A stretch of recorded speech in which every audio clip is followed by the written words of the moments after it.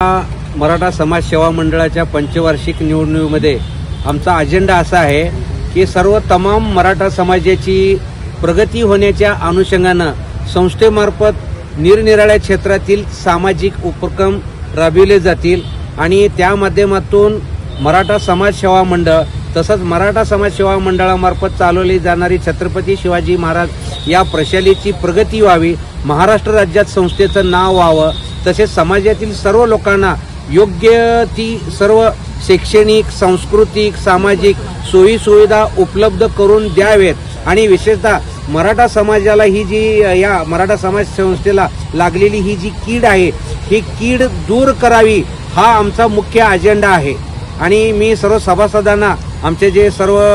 मतदार बंधू भगिनी आहेत त्यांना माझी एक नम्र व कळकळीची विनंती आहे की आपण मागील जे 33 वर्षामध्ये जे काय म्हणजे दुःख किंवा जे काय त्रास उपभोगलेला आहे त्या त्रासातून सर्वांना जर मुक्ती द्यायची असेल तर आमच्या या संघर्ष योद्धा पॅनलला बहुमतानं मतदान करून विजयी करावं। आमच्या या संघर्ष योद्धा पॅनलचं निवडणुकीसाठी शिव हे चिन्ह आहे, तर या शिव चिन्हावरती आपला फुलीचा शिक्का मारून आम्हाला प्रचंड बहुमतानं विजयी करावं असं माझं तळमळीची विनंती आहे।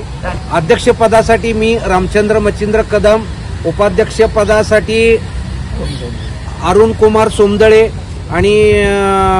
जनरल सेक्रेटरी पदासाठी मुकेश निकम तसंच खजिनदार पदासाठी ब्रह्मदेव पवार हे असे उमेदवार आहेत। लेटेस्ट अपडेट, सुपरफास्ट बातम्यांसाठी सबस्क्राइब करा, फॉलो करा MS13 न्यूज, सोलापूरकरांच्या हक्काचं।